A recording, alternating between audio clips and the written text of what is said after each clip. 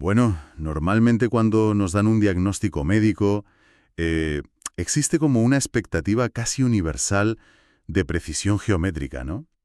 Totalmente. Es algo matemático. Claro, es como buscar consuelo en la ingeniería pura. O sea, te rompes un brazo, vas al hospital y la radiografía te muestra esa línea blanca dentada en la pantalla.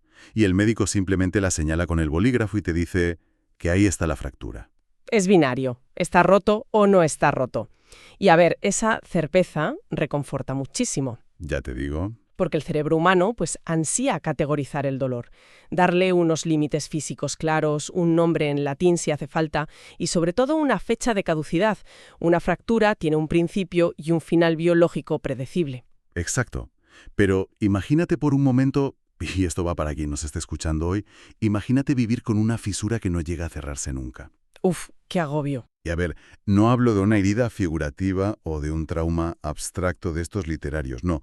Hablo de una abertura literal. Fíjate. Un hueco físico en tu propio cráneo por donde parece colarse, sin ningún tipo de filtro, el peso aplastante de 50 años de guerras, secretos y rencores familiares. Madre mía. El que se dice pronto. Pues ese es exactamente el diagnóstico del narrador de la obra que centra nuestra inmersión profunda de hoy. Hablamos de la novela Fontanella, que se publicó en el año 2002. Una maravilla de libro, por cierto. Lo es. Fue escrita por el aclamadísimo autor israelí Meir Shalev y, como detalle para los más puristas, se editó bajo la prestigiosa colección Sifri al-Am, o sea, Biblioteca para el Pueblo, de la editorial Am Obed. Una editorial mítica, sí. Y a ver, es una obra que ya desde la misma portada, o sea, solo con esa única palabra del título, ya nos está obligando a descartar cualquier expectativa de una historia limpia y lineal. Claro, te avisa desde el minuto 1. Nuestro objetivo hoy aquí es desentrañar este drama familiar que, ojo, son casi 500 páginas, 498 exactamente. Que hay que leerlas, ¿eh? Tienen tela. Tienen tela. Y queremos analizar cómo esa estructura multigeneracional y los saltos temporales dan forma a la historia. Y lo vamos a hacer en plan clase magistral de literatura de instituto, pero de las divertidas. De las que enganchan. Eso es, para que cualquiera que nos escuche pueda comprender la brillantez arquitectónica de esta novela sin sentirse abrumado por los detalles. Me parece un planazo. Y para entender la magnitud de lo que Shalev construye aquí, primero hay que entender la biología detrás de esa palabra, de fontanela. Cuéntanos, porque esto tiene miga. A ver, la fontanela, en términos puramente clínicos, es ese espacio blando, esa especie de membrana cartilaginosa que existe entre los huesos del cráneo de un bebé recién nacido. Sí, el típico hueco que te da pánico tocar cuando coges a un bebé, ¿no? Exactamente ese. Y evolutivamente tiene dos funciones cruciales. Por un lado, permite que la cabeza se comprima un poco para poder atravesar el canal del parto, y por otro, le da al cerebro el espacio físico necesario para expandirse y crecer a lo bestia durante el primer año de vida. O sea que es, por definición biológica, un estado de vulnerabilidad extrema, pero transitoria. Claro, lo normal.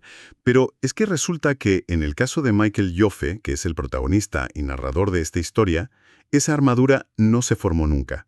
Su fontanela jamás se cerró. ¡Qué locura médica! Totalmente. Michael es un hombre que ya está en la 50, ¿eh? Tiene su vida adulta, está casado con su esposa Alona, es padre de unos gemelos que se llaman Uri y Ayelet, y el tipo camina por el mundo con un punto blando en la parte superior de su cabeza. Literalmente el cerebro al aire, casi. Literal, un espacio donde su cerebro está a milímetros del exterior, protegido solo por la piel y el pelo. Físicamente, un golpe tonto o un roce en el lugar equivocado podría ser fatal. Y claro, al leer las fuentes y meternos de lleno en cómo Shalev estructura el relato, te das cuenta enseguida de que esta condición médica no es un simple capricho del autor o un detalle pintoresco. Para nada. Esa vulnerabilidad física se traduce, pero de forma inmediata, en una vulnerabilidad absoluta ante el tiempo y la memoria. Esa conexión es la viga maestra de toda la novela. A mí me parece fascinante porque, viéndolo como una analogía literaria, es como si Michael viviera con una ventana abierta en la cabeza. Y sabiendo que él es el guardián de la memoria de la familia, me pregunto, ¿podría esta fontanela abierta ser la forma en que el autor nos dice que el narrador no puede cerrar la historia? Es una observación literaria brillante, la verdad. Y aunque los textos que tenemos no especifican una interpretación así mística o sobrenatural, sí que es fascinante cómo esta anomalía física sirve de puerta de entrada. Claro, es por donde entra todo. Oficial del linaje Joffe. El resto de los adultos operan con cráneos cerrados, lo que metafóricamente les permite aislarse y protegerse del impacto emocional de los recuerdos. Se pone en su coraza y listo. Exacto. Pero Michael carece de esa defensa. Cualquier anécdota del pasado o cualquier rencor rancio de sus pías lo atraviesa sin encontrar ninguna resistencia. Y ojo que esa permeabilidad es monumental, porque no estamos hablando de los recuerdos de una familia normal que se ve en Navidad y poco más. Ya te digo. La vulnerabilidad de Michael no se limita a lo que pasa dentro de su cabeza, sino que se amplifica muchísimo porque físicamente no tiene a dónde huir. Resulta que todas las personas que generan esos conflictos viven a 3 metros de él. Literalmente a 3 metros. Y aquí es donde creo que tenemos que mapear un poco el espacio físico del libro.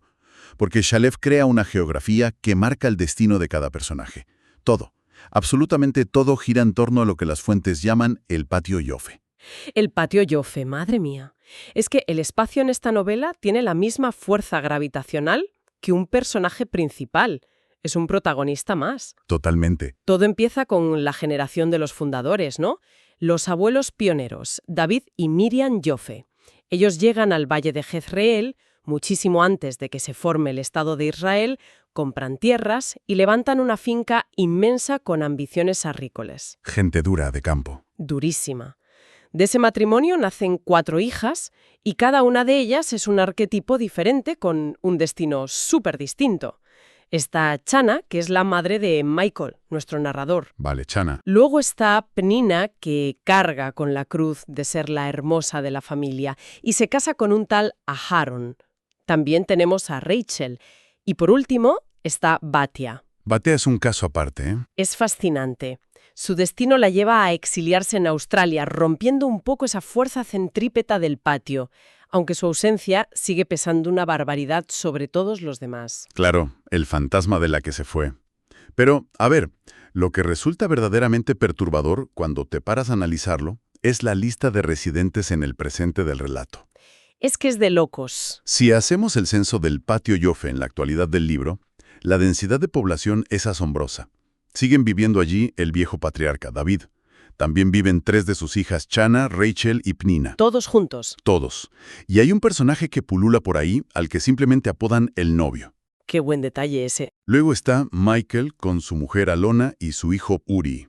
También vive el primo Gabriel, que es el hijo de Pnina. Y, por si el nivel de roce diario no fuera suficiente, Gabriel vive allí metido con 3 amigos suyos del ejército. Es que han construido una especie de terrario humano. O sea, si estuviéramos dibujando esto en una pizarra para los alumnos de literatura, parecería un ecosistema cerrado. ¿No resulta casi asfixiante pensar que 4 generaciones más amigos acoplados del ejército conviven en este patio? Es asfixiante a más no poder. Sobre todo porque las fuentes nos cuentan que, mientras tanto, el asentamiento agrícola original de fuera se fue transformando en toda una ciudad a su alrededor. Y es que esa imagen del terrario ilustra a la perfección el mecanismo psicológico de la novela. El patio Joffe es una cápsula del tiempo, sí, pero no una cápsula romántica y bonita. Es una prisión emocional. Las dinámicas de poder no caducan. Nunca. Las reglas que se establecieron hace 40 años siguen mandando. Los rencores entre las hermanas no se enfrían porque, básicamente, no tienen espacio físico para hacerlo. Se retroalimentan cada mañana al cruzarse en la cocina. ¡Qué horror, de verdad!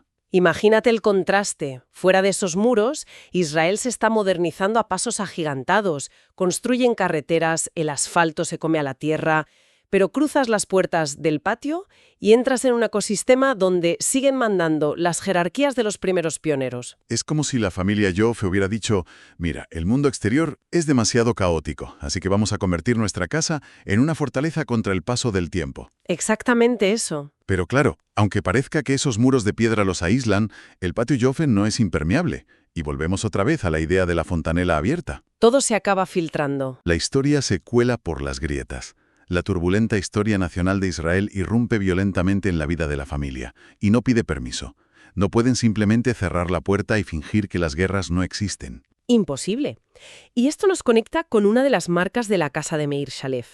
porque cualquiera que conozca un poco su trayectoria sabe que tiene un interés casi antropológico por la vida agrícola de los pioneros. Sí, siempre vuelve a esos escenarios. Especialmente en los kibutzim y moshavim antes de la creación del Estado.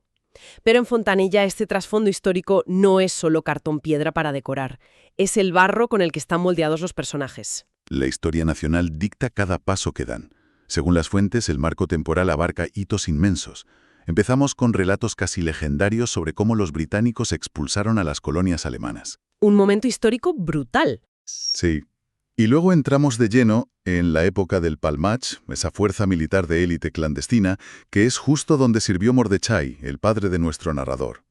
Después llega el gran terremoto de la Guerra de Independencia de 1948. Que destroza la familia. Totalmente, porque ahí es donde el marido de la tía Rachel muere trágicamente en combate.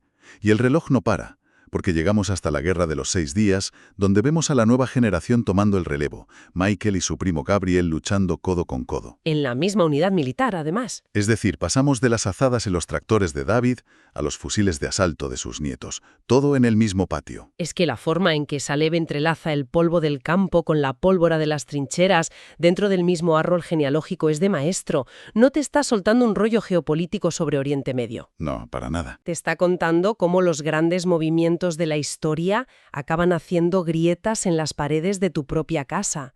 Transforma eventos masivos en cicatrices personales. A mí me recuerda mucho a las muñecas rusas, las matrioscas.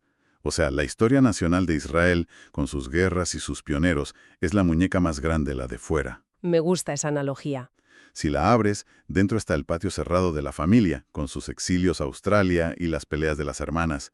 Y si sigues abriendo, en el centro más íntimo de todas las muñecas está el propio Michael. El de la cabeza abierta. Exacto.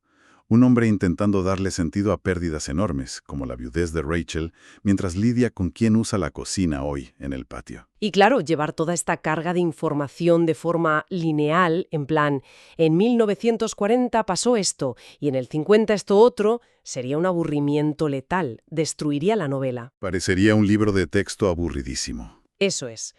Shalev entiende perfectamente que en la memoria de un trauma no se ordena alfabéticamente, ni por fechas.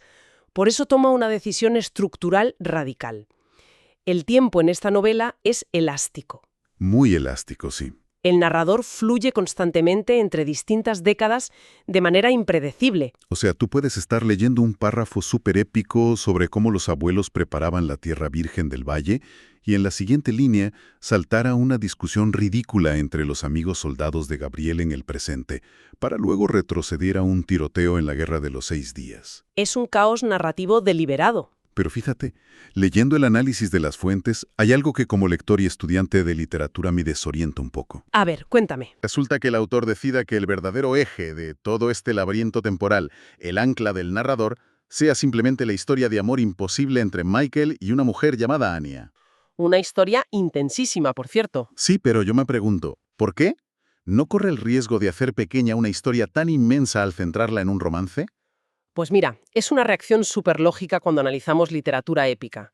Estamos muy mal acostumbrados a creer que los grandes eventos históricos siempre tienen que aplastar a los dramas personales. Pero ahí está el truco magistral de Shalev. ¿Tú crees? Sin duda. Al descentrar toda esa épica militar y poner la historia de amor con Anya en el núcleo absoluto, está imitando cómo funciona realmente el cerebro humano al recordar. Ah, vale, por asociación. Claro. Una mente tan permeable como la de Michael no archiva los recuerdos en carpetas por décadas. Funciona por detonantes. El olor a tierra mojada en el patio lo transporta a la vez al día que su abuelo plantó un árbol y a la noche que perdió a un amigo en la guerra. El tiempo deja de ser una flecha recta. Exacto. Y en medio de esa red caótica, donde 50 años de historia y resentimientos tiran de él por todos lados, el ser humano necesita desesperadamente agarrarse a algo. Y seamos sinceros, la política no te ancla el alma. Desde luego que no. Los tratados de paz no te consuelan de madrugada. Lo que humaniza la epopeya es el deseo individual. Shalev nos demuestra que, da igual lo grandioso que sea el legado de tu país o de tu familia, al final nos definen nuestros anhelos más íntimos y privados. O sea que poner el foco en el amor de Anya es lo que salva a la novela de ser un frío documental del canal Historia, ¿no? Literalmente, convierte la geopolítica en una tragedia universal y humana. O sea, en una cabeza bombardeada constantemente por los mitos fundacionales, las tragedias de las tías y la claustrofobia de convivir con 20 personas, el amor de Anya es su único refugio privado. Su única certeza, sí. Su fontanela abierta deja entrar todo el ruido del linaje Yofe, pero el recuerdo de ella es lo que evita que se desmorone.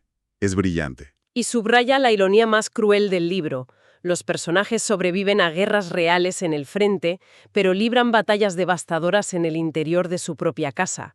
Los refugios que construimos terminan atrapándonos. Bueno, pues toca ir resumiendo esta inversión profunda. Hemos desgranado cómo una fontanela abierta inspira el título de una novela de casi 500 páginas que encapsula la historia de Israel. Ha sido un viaje intenso. Hemos mapeado el denso y asfixiante patio Yofe, y hemos comprendido por qué los viajes en el tiempo del narrador sirven para unir los traumas colectivos con un amor imposible, todo al más puro estilo Shalev. Impecable. Pero antes de irnos, y sabiendo que el patio Yofe se mantuvo igual mientras el pueblo se convertía en una gran ciudad, nos queda una reflexión final para quien nos haya escuchado hoy. Una pregunta para darle vueltas a la cabeza. Exacto. Cuando una familia se aferra con tanta fuerza y desesperación a su propio espacio físico y a su historia compartida, ¿ese hogar se convierte realmente en una fortaleza invencible contra el tiempo? ¿O termina siendo un museo viviente del que las nuevas generaciones, incluso aquellas que nacen con sus fontanelas perfectamente cerradas, jamás podrán escapar del todo? Ahí lo dejamos.